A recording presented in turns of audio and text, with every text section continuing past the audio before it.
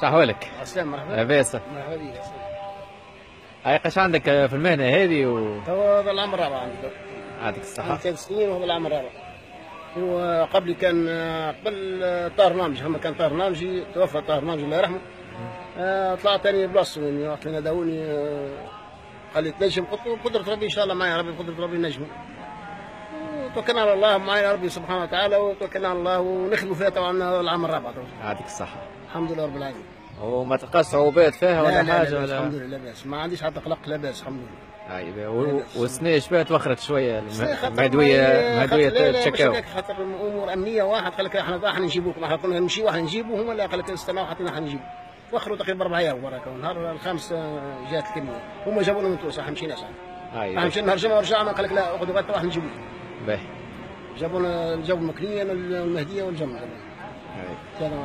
باش تواصل فيها المهنة هذه ولا؟ ان شاء الله كان خلينا ربي يحيي ان شاء الله. احنا ولا قدرة الله ان شاء الله. باهي. الطريقه تاعها هذه شنو الطريقة كيفاش تحطها؟ الطريقه هذه سيدي نربطوا كما نقولوا 6000 وقيد في الراس تاعها. هذه هي 6000 وقيد. اي. ونربطها مع البلاستيك ونخذ الكعبه باش تقول نهبطها في الكلام تاعها، نخذ الكعبه، يعني ربما يقول لك راقده، هو يقول لك على هيك، يقول لك خذ الكعبه قبل تهبطها من الكلام. فهمتك. بعد ما نهبطوها هيك تهبط في الكلام.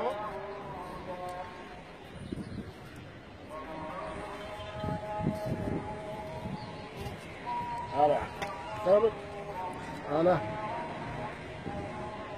هيك هاي خليها هيك. عندي سينيال طبعا جامعة كبيرة، ناخذ سينيال على جامعة كبيرة، نقعد نستنى وقت ليش على اني نوض ما نهي باش نستنى.